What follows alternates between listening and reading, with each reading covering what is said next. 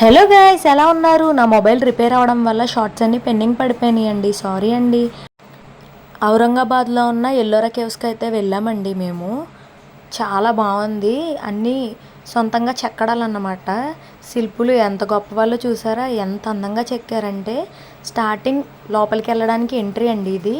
వెళ్ళగానే లోపల లక్ష్మీదేవి ఏనుగులు ఉన్నాయి. చాలా అందంగా ఉంది చూడడానికి.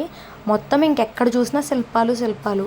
ఎంత అందంగా ఉందంటే ఇంకా చెప్పలేము అసలు మాటలతో. ఇవన్నీ ఏనుగులు చాలా రకాలు ఉన్నాయి.